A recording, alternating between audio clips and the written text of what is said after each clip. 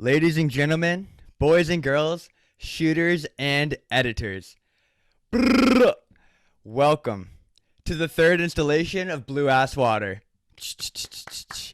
Guys, first off, I just want to say thank you. I've got so much good praise. Everyone's hyping me up about this show, and I'm frothing, absolutely frothing. I want to say a quick thank you to everyone.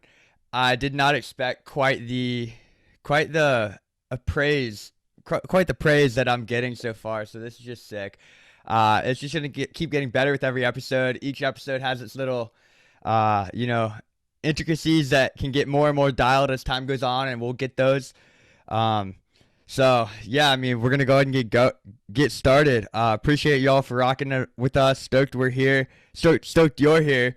With that said, I'm gonna go ahead and ask all y'all, if you're not subscribed already, go ahead and sub YouTube.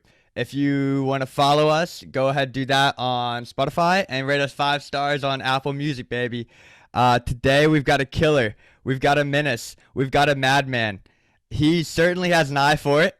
He's the CEO of Sire Media. He's worked with brands like Red Bull and U-Ball, and his visuals might just make you want to move to Miami or wherever that visual is coming from. Everybody, Leo Mancusi. Leo, what's poppin'? Not a lot right now, to be honest. Actually, no, wait, a lot. A lot is popping. Never mind. Hold up. A lot. Yeah, a lot is. Rewind. Uh, just got an office like 2 days ago. We love to hear that. That's new. I don't know. I can't really put everything into like one sentence. It's gonna take up the whole entire podcast to explain everything. We'll get into it. Just as a precursor for everyone listening, would you mind stating who you are and what you do? Yeah, so my name's Leo. I'm Kusi on Instagram. 21 years old. I live in Miami. Lived here for 2 years now, I think, something around there. And I own a small production company down here and do video and photo for a living. Do work with, like you said, Red Bull, Ferrari, Four Seasons hotels, bunch of really cool stuff. Like I said, y'all, he's a bad man. So right off the bat, Leo, I kind of want to get a little controversial. What are your thoughts on big-time travel influencers, overly edited photos, cliche photos and videos, the whole travel vibe? Do we love it? Do we hate it? No wrong answers. Go for it. Okay, that's an interesting one because I feel like I'm on the opposite end of the spectrum from there, I guess I've never. So let's use Sam Colder. He's like the perfect example of like the cliche travel adventure videos, whatever.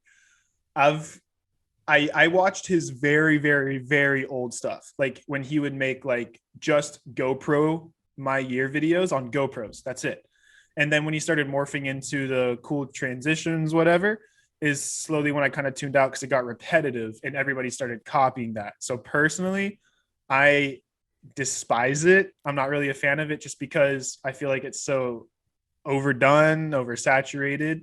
Everybody does the same thing, like Luma key, zoom transition. Everybody uses the same music, the same orange and teal like color grading. So personally, I'm not the biggest fan of it. Some people love it, do them, but for me, I don't know. I feel like it's not as creative as it used to be because it used to be like such a new thing and super hype and stuff, but now it's like, all right, let's move past that and progress, go somewhere even cooler. So that's kind of my take on it, I guess you could say. Yeah, totally feel that. Like I said, no wrong answers. Yeah, I mean, as you said, it's kind of gotten a bit stale in the last few years. A lot of the same thing, a lot of repetitiveness, a lot of copycats. Yeah, at least like put your own turn on it. You know what I mean? Like put your own spice into it. If you're going to do the Sam Colder style, like orange and teal, whatever, put your own twist into it. Don't copy the same song, same color grading, same transitions, everything. Like put a little bit of like spice into it, like your own uniqueness. Can I get an amen? What's the creative mistake you've made in the past that you kind of laugh at, cringe at now, that you've learned from? Voiceovers. Holy shit, voiceovers. Okay. You know what I'm talking about, right? When you do the my year video and it's this year was the best year of my life. and you say a bunch of like really like cliche, ironic things or whatever. Voiceovers are probably the biggest cringe thing I think I've done creatively, at least. Um, like I'll look up. I've taken a lot of videos off my YouTube channel, but I'll like rewatch some, and it's just, oh man, what was I thinking when I was saying that, dude? Why? Oh no, I don't know. Voiceovers for me just, I can't do it. I can't. It's funny it makes you cringe that hard. I can totally relate. I wouldn't say that is my absolute number one, but I can totally relate. I did a little video when I went to California maybe 4 years ago, 3 years ago, something like that. And the whole thing was a voiceover. I mean, I had my music and my shots, maybe B-roll and all that, but the story part of it was a voiceover, and I think it worked pretty well, at least for me at the time. And I'm glad I did it. But there's definitely things that I said or the way that I planned out the story that maybe now I would go back and completely rewire it, you know? Yeah, yeah. It's progression though. It's stuff you did in the past. So you can't really get mad about it because it was cool in the present, I guess you could say. But Cool in the present, and if you hadn't tried it, you may have never grown from it. yeah, you would never know. So And guys, I wouldn't say voiceovers are a bad thing no, not whatsoever. at all.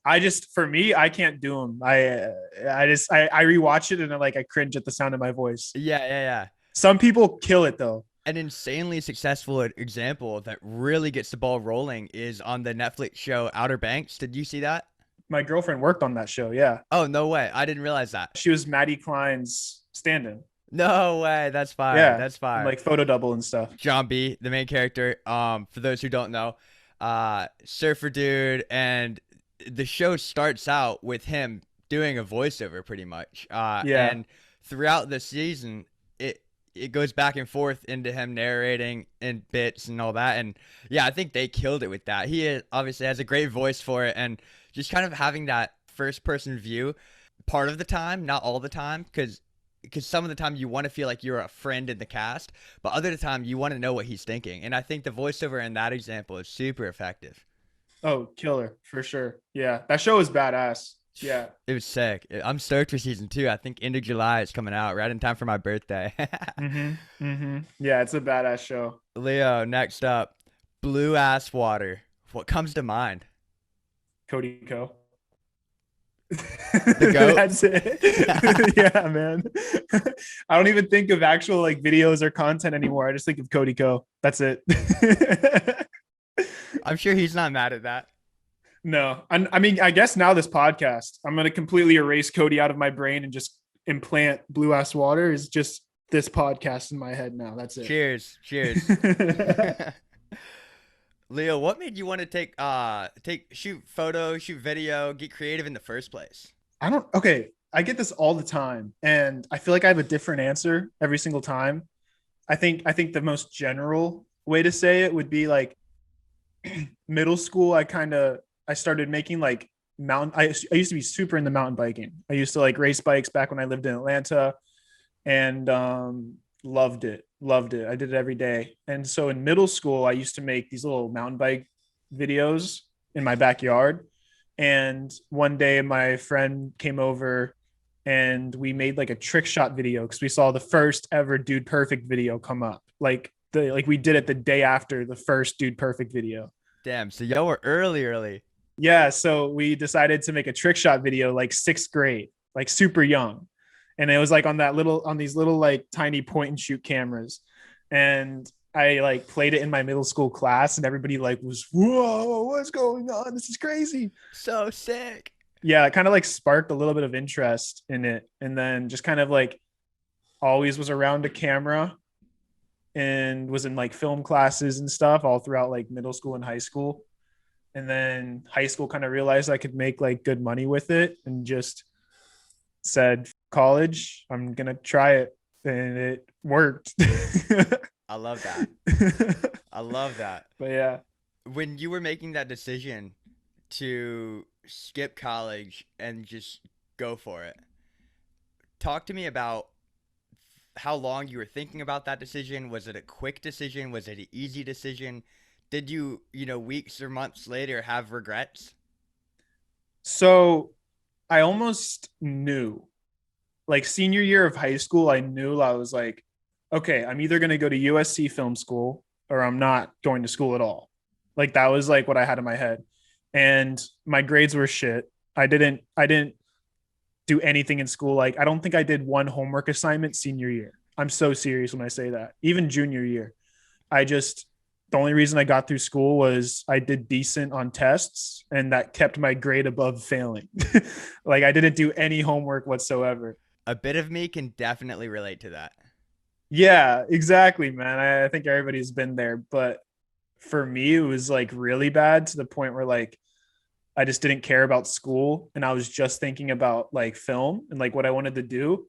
Then I was like, okay, if I can get into USC, then I think that's like a good enough reason to go to school. It's the best film school on, the planet. And I was like, if I don't get into that, then I don't really want to go to school. I still applied to other schools and I got into a couple, but USC was like number one and ended up not getting into USC. I submitted a video and everything, but it never went through. My grades were way too bad. And I got into like Colorado and had to make a decision like halfway through summer after I graduated. And like 2 weeks before I was supposed to go, I just said, like, I kind of like broke down crying and like I told my dad, I was like, I can't do it. Like, I don't want to go. Like, I can't go to school. And luckily, like, he was like not pissed off at me about it. My mom was definitely very upset. I mean, not very upset. They were both like pretty upset. So was my dad. It's a big decision, and when your child is accepted to a school and then tells you, "I don't want to go," as a parent, many parents would be like, "What? No way! You're going." I think I got lucky though because they weren't. It's they. I don't want to say they were extremely supportive, but they the way they took that was okay. If you're gonna take that step and like pursue film, then you're gonna pursue film. Like you're not gonna like just slack off and do nothing. So I ended up living in Atlanta with just my dad because my mom and my sister were living in Charleston because that's where my sister goes to school, and my dad works in Atlanta. So me and my dad ended up living in Atlanta together for about a year, and like I got a job like that same year when I graduated at a drone company. So it was called Sky Sea Video, and we did videos for a lot of really big people like Mercedes Benz, Atlanta United soccer team, Mercedes Benz Stadium. Did a lot of real estate stuff, and that was like my first very professional like film job, and it didn't pay great. I was getting paid like 500 a week, and a small percentage of every job we did. So I was getting like 4 to 5 grand a month, which was, I mean, actually not bad. Especially starting out, skipping college, fresh out of high school. That's pretty decent. It was a pretty good gig, but the owner and I didn't really see eye to eye. It was just me and him in the company. He was very corporate and kind of brought me on to do everything creative, everything like behind the camera edit, and he just kind of supplied all of the equipment and funds for it. And it made sense, but we didn't see quite eye to eye on like how the business should have been run. So we ended up just kind of on the spot out of nowhere, like firing me, like just point blank, like out of nowhere. He called me one day, like yelling at me saying, "We're done. Like, I can't work with you. You're holding my business back," like just going off on me and all this stuff. And it just kind of like ended super abruptly. And I was like, shit, like, what do I do now? Cause I was working with him for probably 6 to 8 months. And then that just kind of fell apart. So I kind of sat around for like a couple months and was coming down to Miami a lot because, I had some friends down here. My ex lived down here, and I started meeting people down here, and I got into the whole exotic car thing and like luxury, like hospice and boating and yachts and stuff, and met a lot of really cool people in the industry. And I think it was 2019 I moved down here. I'm trying to think. I think it was 2019. Yeah, 2019 and January. I came down here. I bought a one-way ticket. Didn't have my car. I left my car in Atlanta. I bought a one-way ticket and made like, I think $2,000 in like 1 week here. And I was like, that's it. I'm going to move down. So I ended up living on my buddy's couch for 3 months. My buddy Cole. I will never be able to repay him for that. Shout out Cole. Shout out Cole, man. He was such a good dude for letting me do that. I lived on his couch for 3 months until I was able to get enough money and ended up getting the place I'm in now. And then, yeah, that's where we are now. It's interesting. I mean, obviously, I would expect Miami to have plenty of video work and creative work, but from what I've heard, Atlanta seems to be the LA of the South. For Hollywood. So there's a massive difference there. Okay, explain. So Atlanta's movies, Marvel, they have their studio there. You know, Tyler Perry has his studio there. They're very like high up there, big budget movies. Miami is more, you know, lifestyle. Miami has a lot of, you know, brands that are based down here and a lot of like luxury travel, like this super like luxurious lifestyle portrayal of the city. And there's so many clients down here that want to portray that through video. And that's kind of where my expertise has morphed around, is luxury lifestyle. And that's all Miami is, like, whether it be cars, yachts, clothing, jewelry, anything luxury is Miami. Like LA, the car scene out there can compare to Miami, but everything else luxury wise, Miami over anything else in the United States has it by a mile. So there's a lot of work for creative down here, a lot. It makes total sense now that you explained that difference between between Miami and Atlanta. It's something that in the back of my mind I understood but hadn't fully thought out before. So yeah, that's a very interesting point. And yeah, that's sick that you're loving Miami. It seems like the perfect spot for you. It's so fun. You gotta come visit, by the Dude, way. I'd love to. I was born there. I moved to Charleston when I was 1. So I've gone back and visited many times, but I don't have like a recollection of living in Miami. Yeah. But yeah, I mean, it definitely has a special place in my heart. So I'd love to come back soon. Who were some of your first, like, biggest inspirations and influences when you were first getting started? I didn't really have a lot. Doing it on your own. So it was a lot different for me because I think a lot of people would say like Peter McKinnon, Sam Colder, J.R. Ali, like all these like, you know, big people. But for me, since I kind of grew up in a different part of film, you know, I still do like the travel lifestyle film, obviously, like that's what I love to do. I just feel like I have a different style of it. So a big inspiration was this company called IFHT. I was gonna say, don't mess them up on the shout out. Yeah. It's, well, their name is I fucking hate that. That's their production name. Heard. So IFHT. You were coming up with the acronym real quick. Yeah, exactly. But so they started doing like mountain bike content. That's how I started following them, and I was big into mountain biking. And they kind of morphed into doing, you know, vlogs, but very cinematic, high production value vlogs. They vlogged on Reds. And I was super inspired by that stuff. Like, not so the crazy transitions and stuff like that, but like just focusing on like super clean cut, high quality stuff. And like doing the transitions in camera, like not so much in editing. Obviously there's a lot of work that goes into editing, but mainly focusing on like just keeping everything like super like visually pleasing.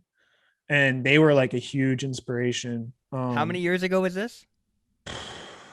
5-6 years. So they were fairly early on the wave, because a lot of I would say content creators and YouTubers specifically, but even I'm seeing some TikTokers that are going big just because they have like fire bokeh in their videos. Like, yeah, the background is all blurred out. They just and have no like one else has that. You know, it's like, yeah, they have like a little Canon T3i and then put it on a tripod and do a little dance in front of it. exactly. And it blows up like, oh my God, this quality is better than like my eyesight. Exactly. Yeah. And yeah, I mean, I just think it's crazy that they were on that trend so much earlier than anyone else. And Hmm. because and I'm sure they're not the only ones, but because they were, and the others that were on that early with them, it makes me kind of surprised that it's just getting to now where content creators are that do it, as vlogs or for fun. Not I'm not talking about commercial work or high end music videos or anything like that, but just people that vlog and stuff.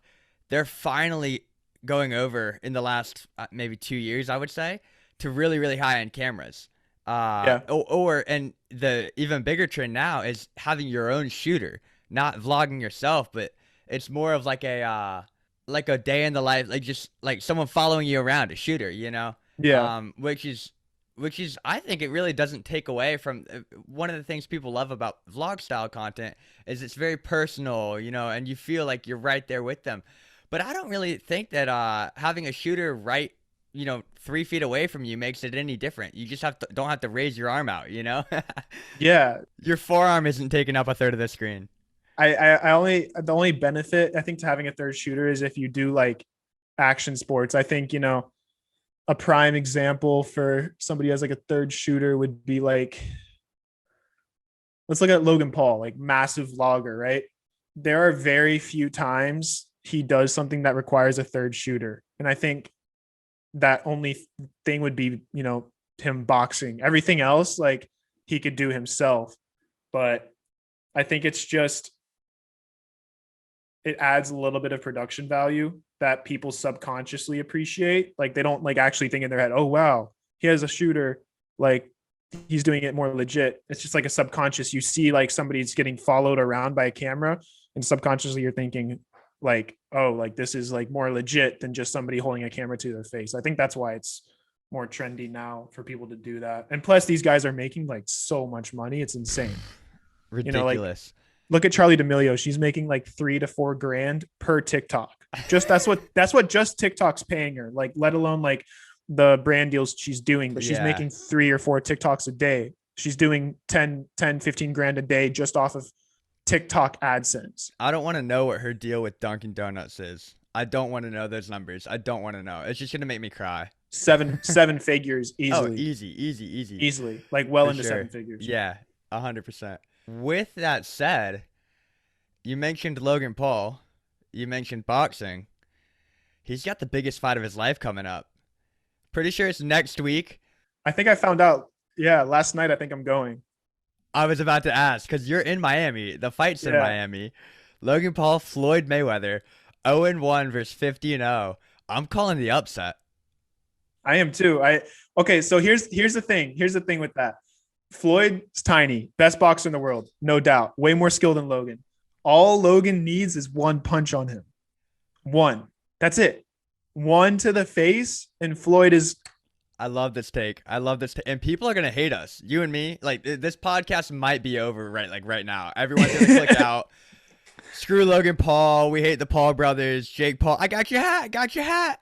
Well, I mean that I'm not gonna lie. That I kind of got pissed off at. I despise Jake. I feel that, but I do think that live sports, media, it's all entertainment. I mean, Yeah, sports it's has trash talk. a lot of it, like sports and film and everything, has a high degree of skill and talent to it. But sports are also very much entertainment. The NBA Finals, the World Cup, whatever it may be.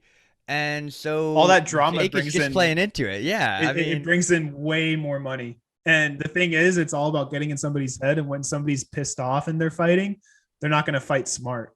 So mm, now, like Jake and Logan are in Floyd's head, like rent free, deep in there, and it's just like, I mean, I give him props. It was also like immature, but it's also like kind of smart.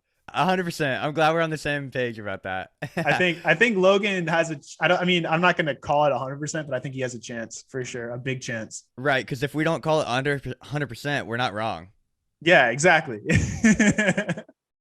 That's what we did with U-Ball. With U-Ball, we were like, okay, everybody's gonna be on their phones. Let's just go ham. So we went to LA for like a week and did like a crazy trip and just did a shit ton of content and blew up. Like U-Ball through the roof. Like has so many things going on. Like I don't know how much I can talk about, but I can say that we're doing a league this summer, and a lot of big brands are possibly going to be involved. Can you say what city or cities?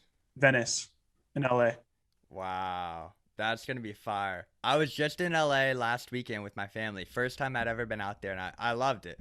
But It's I sick. was shocked. I was amazed. We went down to Manhattan Beach, like just north of Hermosa. That's where our Airbnb is going to be. They had like 30 beach volleyball courts, like sets of three. It was like three columns by like 10, 12 rows. It was ridiculous. You're going to start seeing U-ball sets like that, Dang. like in South Beach in Miami, on Venice. So he's Tim, the owner, is working on like permanent, like beefed up sets for this like league this summer. It's going to be the first renditions of it, but um he's going to have like beefed up U-ball sets like that will not break no matter what you do, Wow. for that specific reason, is just to have it set up on public beaches I like love that that. permanently. That's so smart. Yeah, it's going to be badass. And it's very interesting because U-ball features a similar type of athlete to beach volleyball. You're in the sand, you got to be able to jump, you got to be athletic and Yeah, fit. That's sweet. There could be some good crossover there. it's a workout. Yeah, I Dude, bet.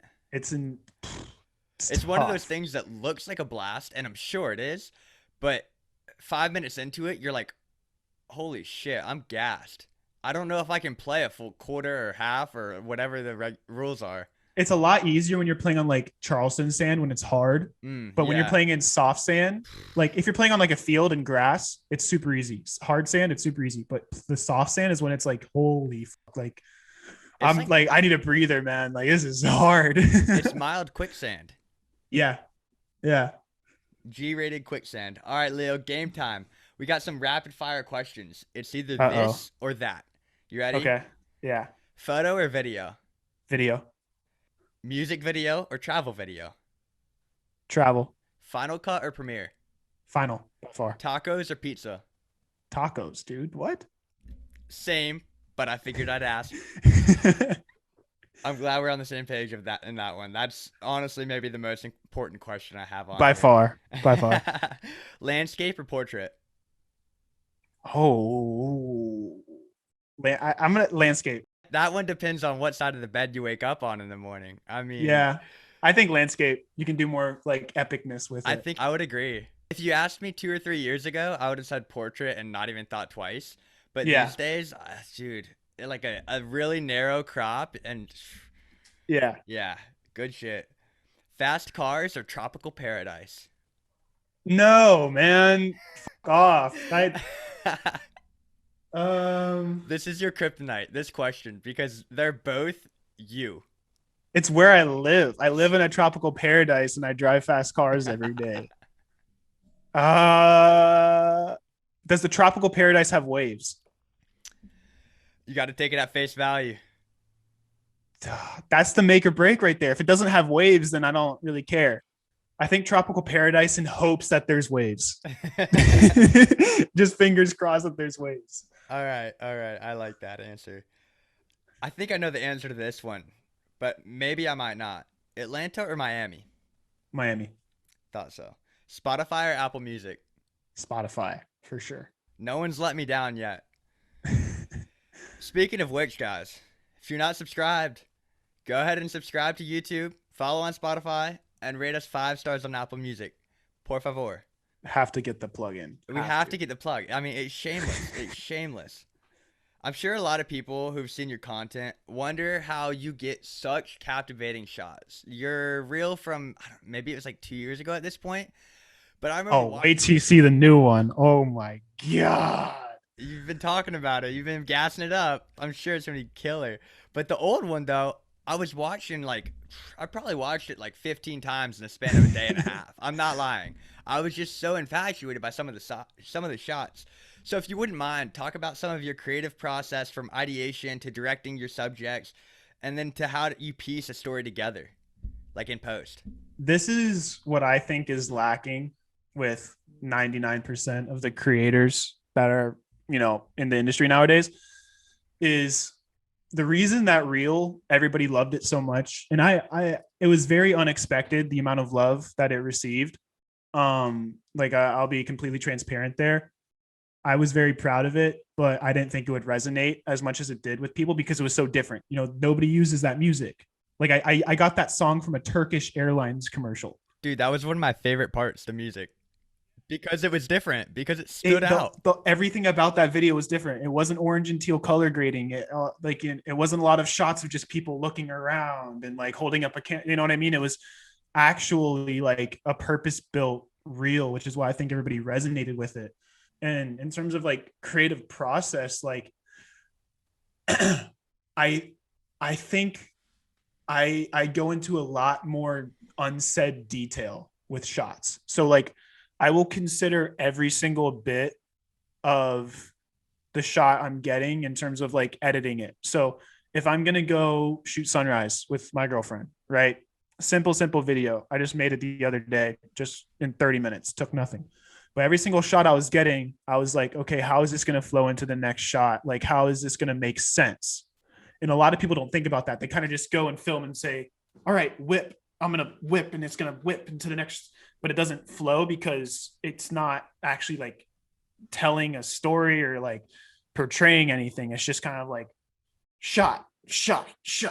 Telling a story is much more than pretty shots. You got to go deeper. It's not even telling a story too. It's just like having things be, it wants to feel as like one shot. You know what I mean? Like that's the whole entire goal with making a video, is making it feel making it feel like it just flows like butter, just to like it's kind of like waving through shots, not like cutting to shots. Because when you have like a sharp like whip transition, there's like a very distinct like flip where it's like, okay, another shot.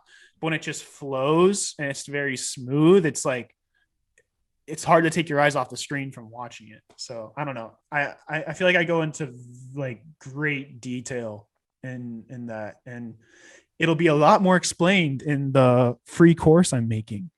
Ooh, I dig that little plug. When is that going to drop? I have no idea. I keep saying I'm going to do all these things and it never actually happens. It's just so much going on. Feel you. By the end of the summer, for sure. By the end of the summer, there's going to be a new website by the end of the summer, new reel by the end of the summer, a course, not just by me, but from the team as well. I haven't brought that up with him yet. I need to do that, but I love a good set of goals. Yeah, there's gonna be a lot of really big stuff happening with Sire by the end of the summer. It's just a lot to get set up with everything else going on right now. So yeah, it's coming. I feel you. Talk to me about sound design and the value you place on that. I don't put enough effort into it. The sound design is probably the most important aspect in a video by far, especially how the sound flows with the song. So if you're making a video, right, and you want to have a shot of like a car or a sequence of a car like accelerating, right, and you want to have like the shift, like somebody's like either changing gears like with a shifter or like a paddle, whatever, that sound of the paddle needs to be like on beat with the song or else it doesn't flow. And that's a lot of things that like there's a lot of things that people really don't consider with sound design. I think it's a lot more important than what people make it out to be, including myself. I don't put enough effort into it. That's something I really want to work on. Which is funny you say that, because I was watching some of your videos last night and I was like, damn, this sound design is fire. And for you to say, oh, no, I don't do it well enough, you need to start trying harder, because then you're going to get an Emmy or something.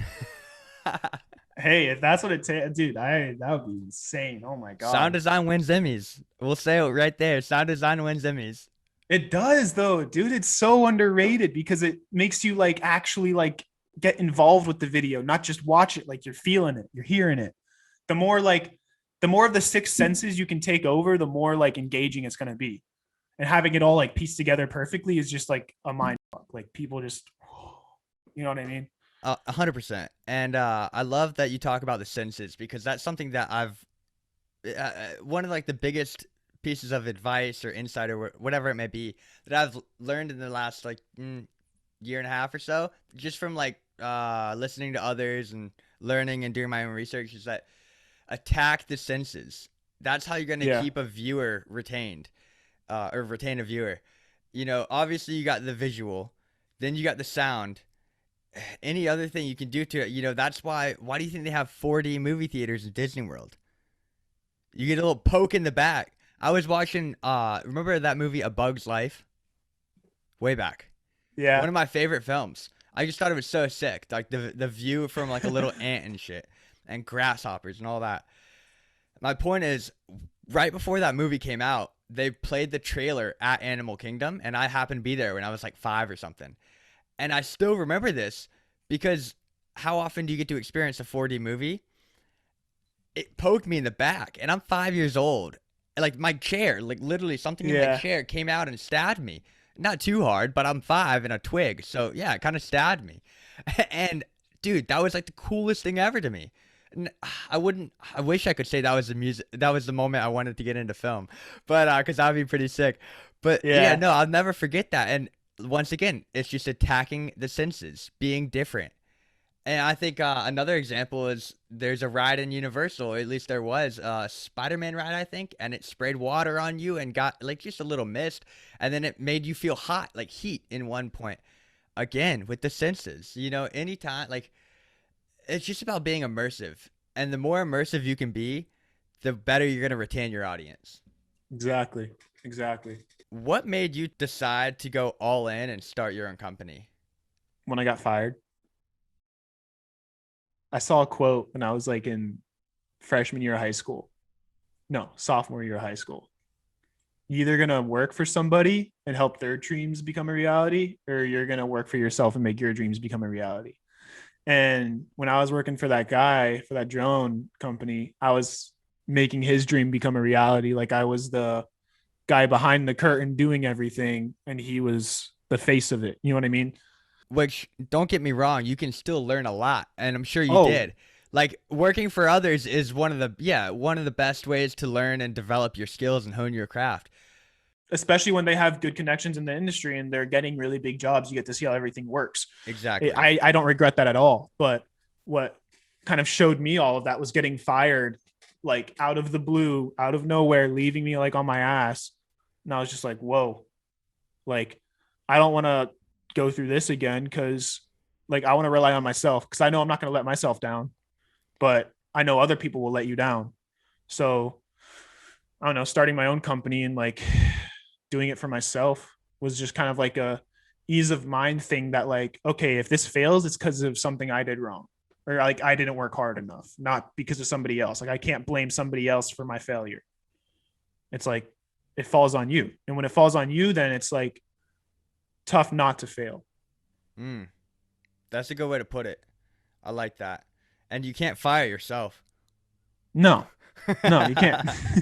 You're stuck with yourself. So, what advice do you have for maybe a up and coming creator who's struggling to make the business side work? There is way more money in this industry than people think. Value yourself. Yeah, don't cut yourself short. Don't justify your work. You know what I mean? When you're sending a pitch to a possible client, whether it's through DM, through email, talking to them in person, don't tell them this is why you need to do video. Like this is why it's important. Like, or this is why I'm charging so much. Don't do any of that. It kind of shows like an undefined weakness, if that makes sense. Like I've found I the feel most you. success with like people coming to me asking like, hey, like we want you, what do you charge, like we're doing this. Like those are the How are clients they that how are they finding you? word of mouth. I mean, this is kind of getting off the subject, so I apologize, but I've kind of built up a network in Miami where I've like been able to work with so many people and meet so many like massive people. My name gets spread around. So Sire has now become like the extremely exclusive lifestyle production company thing in Miami. Like just recently this month, two times this happened. I've met people. I bought a camera from a guy the other day, and he was like he was a creator, and he was from Naples, not from Miami, from Naples, and he does car content. And he was like, "Man, I've seen your logo because I was wearing my Sire hat." And he was like, "I've seen your logo before. Like, where have I seen that?" And then he starts going through like my Instagram. He's like, holy shit, dude, like I follow you like on Instagram. Like I love your stuff. Like that's like started to freak out. And it was because like I've built this network, and it's not like I have a lot of following. It's just because all of the people in the industry like know me, and they know to come to me if they want like this type of video, this type of content. So that's kind of how I've been able to get, clients, but that goes for everybody. Like the more you reach out and do work, whether it's for like $100 or $10,000 or $100,000, it's no matter like what, you're still getting your name out there, and it's still like going to start circulating more and more and more, and more people are going to, find you. Like, I don't want to do weddings. I personally don't like them, but I've off of like 2 weddings I've done this year, or not even this year, like in the past year, I've had like so many inquiries for weddings just because your name gets spread around. Like once you do one thing, it's like a domino effect.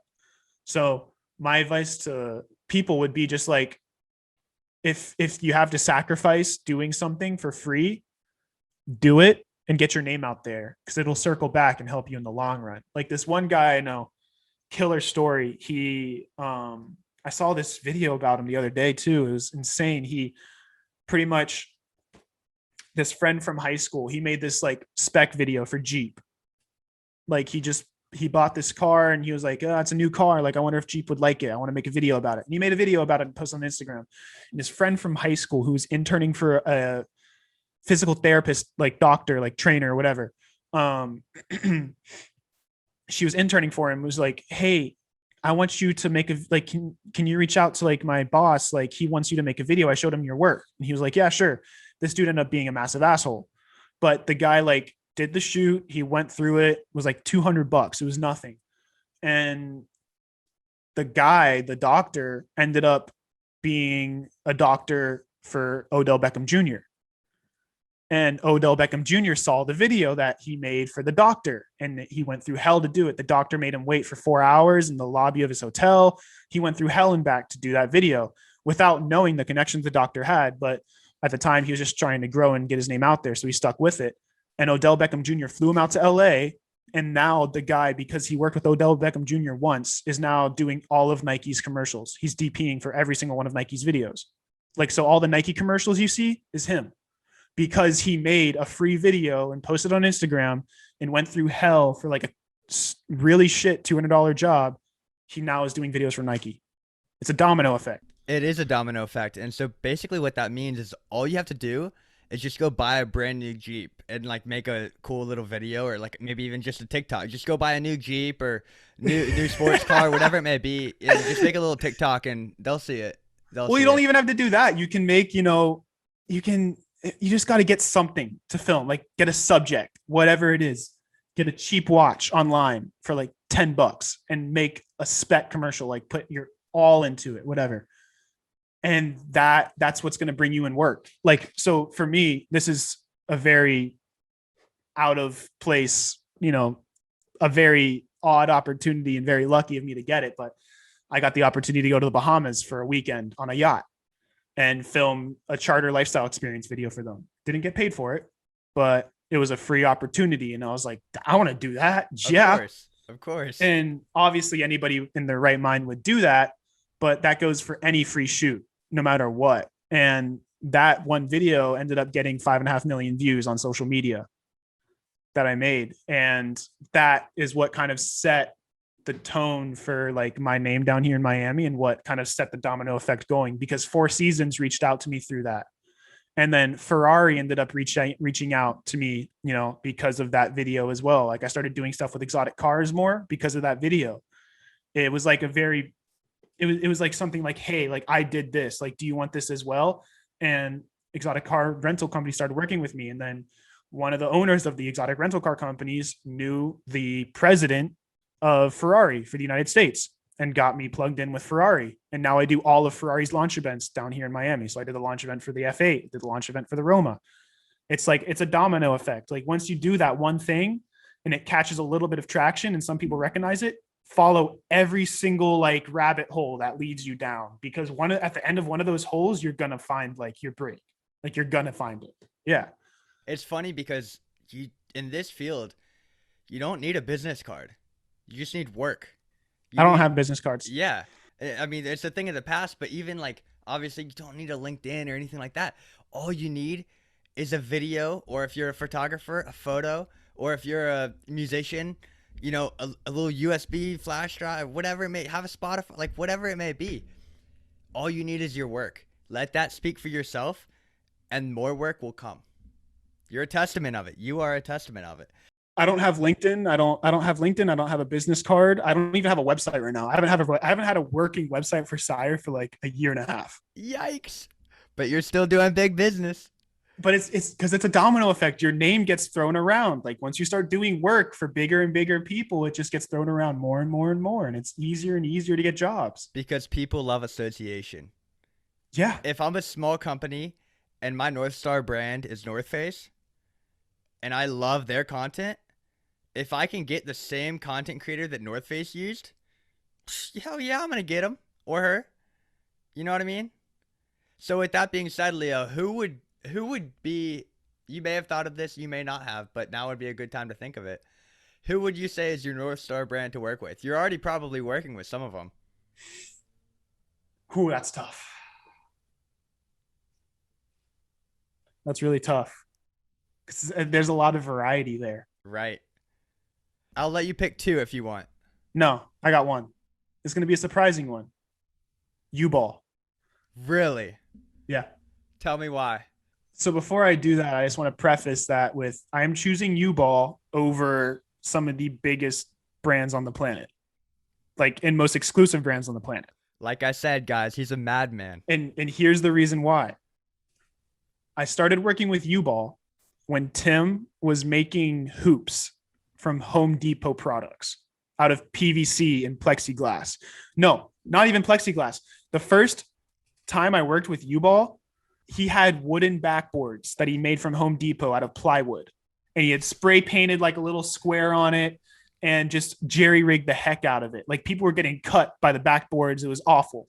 We love a good jerry rig on this show. Exactly, man. And that's when I started working with Tim. That's the first time I met him. My buddy Nate got me connected with him and was like, hey, like he doesn't have a big budget, but he's a super cool dude, like work with him. So I ended up working with Tim and getting paid half or like less than half of what I would normally charge for video at the time. And ended up like becoming he's one of my best friends now because we ended up just working more and more together. And like I was there to help build U-Ball and build the brand. Like I gave my input on the design of the hoop when we went to, the engineer's office and stuff. Like I've been there since the very, very, very beginning of it. And that's why it's like my North Star client, because I know no matter what I do, if I fuck up really bad, Tim's still going to say, okay, let's fix it and let's keep working together. You know what I mean? Because we're so loyal to each other. Like if there's another competition like Spike Ball or CrossNet or a brand hits me up that's like U-Ball and they offer me $10 million, I'm going to say no. Wow. Because like I've worked with that company for so long and they've helped, like Tim has like gotten me through rough times and I've gotten Tim through rough times. I've helped him with free videos or, hey man, if you don't have the money right now, pay me like later, pay me like 2 months down the line. And he's helped me with COVID and that like came, dude, I didn't make money for like 4 months. Tim was the only source of income I had. Like U-Ball was the only source of income I've had. So we've both helped each other like so much. And that's why, because like it's past personal, like it's very deep, like how it goes. Like with Ferrari, like, dude, like I'm not on a personal name basis with any of those guys. Like they're all like, You don't know all their M1 driver or F1 drivers? You don't know every single one? dude, exactly. Well, that's what I'm saying. Like, I'm not personally in relation with any of them. And with Red Bull, like I used to be, but Red Bull, I never really did anything big for them either. I did like very, very, very small things. It was still awesome. One of my dream companies, but I've never had like a personal relationship with a company like it's been with U-Ball. And that's why it's like, and like end all, if I could work with one client for the rest of my life, it's U-Ball. I love that. And I think it speaks to, okay, yes, money when you're starting is very important. Lock it down, get your bag. But at the end of the day, once that's taken care of and you're stable, you're a functioning creative, all that stuff, it comes down to relationships. Are you a good person? It comes down to that before. You got it backwards. Ooh, thanks for the So correction. hear me out. And hey, I could be wrong on this, but hear me Right. out. The reason I say that is because the money comes later. You know, like I've gone in and out of making really good money, like really good money from this. But the only thing that's gotten me through it has been the relationships I had because I built them so early. Like I started doing this so early and getting in it so early. So I don't think I would be where I am today if it wasn't for the relationships. The money is just a bonus. You know what I mean? Yeah. Like if I was only making $3,000 a month, $4,000 a month doing this, I'd still be satisfied because, you know, I'm doing what I love, but I'm only doing what I love because of the relationships that I've built. You know what I mean? Mm-hmm. It's just a bonus that, you know, I'm making really good money doing this. So the money, I think the money comes second from the relationships because without the relationships, you're not going to be making money. Facts, everybody. All right, Leo. This section of the show is gear talk. Why we love it, why we hate it, how much is too much, what's your go-to setup? That's tough because I just switched over from the GH5 to the new Sony A7S Mark III. The GH5 in my mind is still like the perfect camera, and I like it more than the A7S. It's just the A7S quality you can't beat, but I enjoy the workflow with the GH5 more. Like the GH5 like has in-body stabilization that's unbeatable. It does 4K 60 10-bit, 1080 180, and it looks amazing. So even though like I sold all my GH5s for Sony's now, you know, I had the Sony A7R, the A7S, like all that. No, I don't have GH5s. I if I had no idea what I was shooting, like zero idea, and I had one camera, one lens, GH5 with the 12 to 60 Leica. There we have it. You can't beat that. It's weather sealed, in-body stabilization, looks like it's on a gimbal. You get 4K 60 10-bit. You get the best 1080 slow motion I've ever seen. What are some goals you've got for the next year for yourself? This first one's going to sound materialistic, but That's okay. I want to be making not me personally, just for the team. I want to be doing 40 grand a month by the end of the year for I the love top. that. So once the Sire website gets launched, the reels launched, everything's launched, we're running ads. I think that if I can't get the team collectively making 40 grand a month, I think I did something wrong. That's goal number one. And how big is the team right now? So we got Austin Cooper, super good kid. Carson Mistretta, really good. What are their specialties? Austin's kind of like he's kind of like the main photographer, I'd say, for the team. He's still a great videographer, great, you know, editor, but the two main specialties he has, I think, would be photography and coloring. His coloring's immaculate, like really good stuff. Then Carson is a god with drones, a god. There's not a lot of people that I would admit fly drones better than me or, you know, whatever. But Carson, He's up there. he takes the cake from me just off of pure like balls. Like he and I have the same skill with a drone, but Carson just has bigger balls than I do and gets away with it. Like if I tried the shit he tried sometimes, like just because I don't have the cahoon test that man has, like I'd panic pin and bail and crash. Of course. But he's a god with the sticks, man. So that's Carson's specialty. Carson's coming out to LA with me this summer for U-Ball actually as well. Oh yeah. I love that compliment, by the way. That's like one of the best compliments as a creative. He's a god with the sticks. A god. He's super talented. And he's getting into FPV now, and he's really good with FPV. Really, really good. So he's coming out to LA with me for U-Ball to be a second shooter. FPV is the new wave. It is the wave. If you're not on it now, I mean, it's not too late by any means, but it's getting there though. Give it 2 or 3 more years and like no, less. You're kind of behind. You would say less.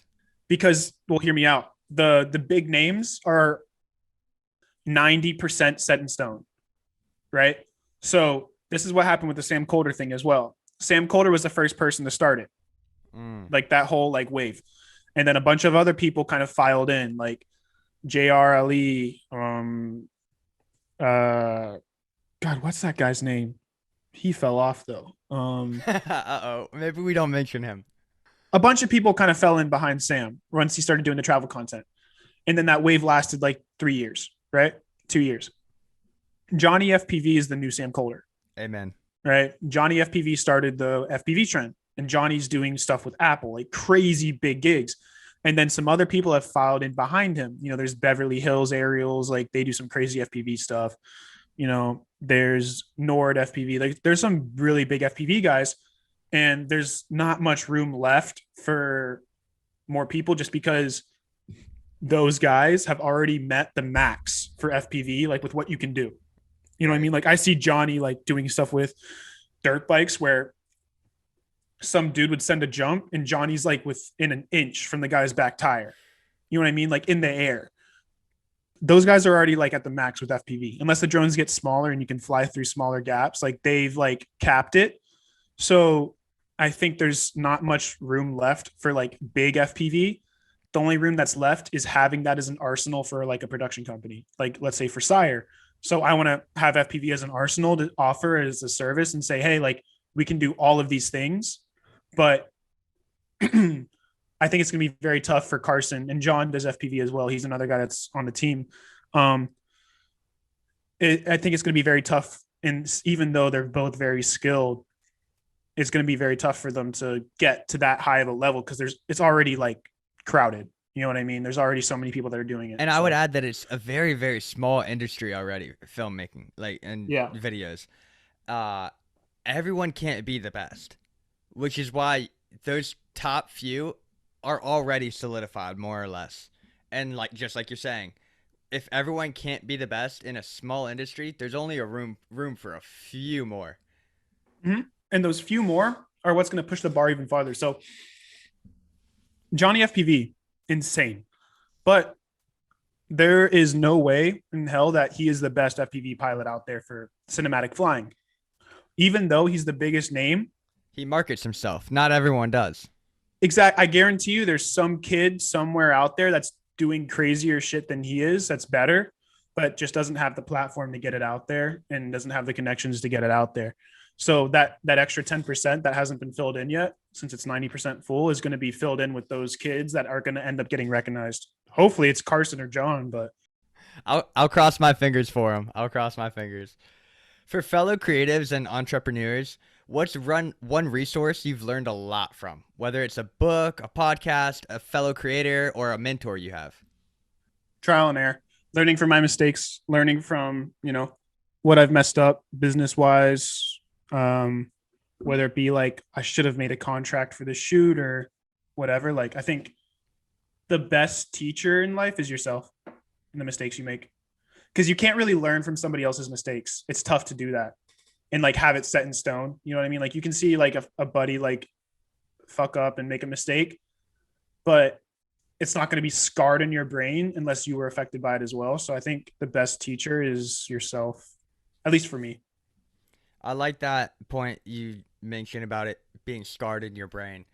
Yeah. Because the things that happen to you are the things that stand out to our minds the most. Exactly. Something that happens to someone else, we might not think about 100% of the time. Whereas if we're on a shoot and the last shoot, we totally botched the audio or totally botched the lighting, that's going to be hopefully at the front of our mind the whole next shoot, because we don't want to make the same mistake twice. You're going to double check that every single time after that. Mm-hmm. It's just how it is. If somebody else does it, you're like, damn, that's a bummer. I hate when that happens. And then you forget about it. But when you do it, you don't forget about it after that. You don't. Who are two creatives that you would recommend everyone listening and watching follow? Danny Jervitz. So I Danny, follow him. Yeah, he's fire. Yeah, so good, super informative, and is so plugged in with the industry. Like his YouTube channel, perfect. Like the way he does everything and explains like tips and tricks and how to get lighting right, like all the specifics is amazing. Like that would be my number one recommendation to go watch. We love a good YouTube university. Yeah, exactly. And who else would you add? Is it selfish to say myself? Plug yourself. Well, and the only reason I say that is because I'm hopefully by the end of the summer gonna, have like the free like courses and stuff on the website. Um, Essentially what that's going to be is it's not going to be, one of those guys like saying like, oh, like watch my free training and do this. I'm actually going to make like, detailed run throughs on like previous videos I've made. So like I'm going to run through like the old reel that I made and like why I did what I did and why it was very eye catching. And then run through like, specifics of like, how I've gotten these clients I've gotten. It's all going to be free. I need to find the time to make it. That'll be crazy valuable. I'll watch. I'll go through the whole thing for sure. And I don't want to charge for it because the people that are going to be watching it are watching it because they want to make money doing this. And I think it's wrong to charge, somebody who's wanting to be successful in this something that, is possibly the key on like what they're going to want to know to become successful. I don't think it's right to charge somebody that's in that position. So it'll all be free and be on the website. Just it's going to take some time to get everything done. I feel you. Great things take time. Or what's that quote? I think that was something like that. That'll work. Yeah. I give that a B-. Yeah, something like that. But it'll be super valuable once I get the time to do it. But right now, there's a lot of other things going on that I need to focus on. But once those things are done, then the courses and the website and the reel will be next, and it'll be killer. It'll be super killer. Leo Mancusi at It's Kuzi. And I'm Kusi. I'm Kusi, my bad. And Sire Media. Appreciate you coming on, bro. Of course, man. Cheers.